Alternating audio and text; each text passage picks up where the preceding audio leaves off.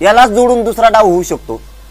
सरकार आपल्यात एखादी टोळी घालू शकते, ते माया नावाच्या घोषणा देईल, मराठा आरक्षणाचे देईल। आपल्याला असं वाटून मला लय कट्टर दिसतोय, आपला कपडे फाडायला बसलाय तो त्याचे स्वतःचे, ती गोंधून आणायला बसलाय, मग फोटो त्याच्या अंगावर टी शर्ट घालीन, फोटो जे आपल्याला वाटत हे आपलं कट्टर दिसतंय, आणि नंतर म्हणून देवेंद्र फडणवीस ऐकत नाही, सरकार ऐकत नाही, घाला गोटे।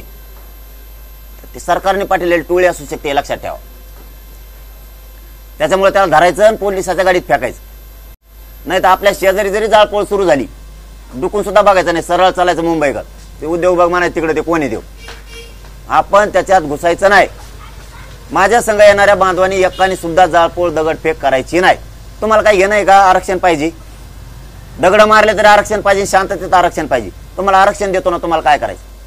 न मिळणारं 70 वर्षातलं आरक्षण दिलं ना शांततेनं, मला समाजाचं नुकसान नाही करायचं, समाजाचं पोराचं वाटलं नाही करायचं। वाटलं झालं का आरक्षणाला घेऊन काय करतो तुम्ही? फक्त शांततेत नुसते मुंबईत मराठी निघाले ना, महाराष्ट्रातल्या मराठ्याला एक महत्वाचा शब्द सांगतो, तेवढाच फक्त मराठ्याने ध्यानात घेतला, मराठी जिंकले।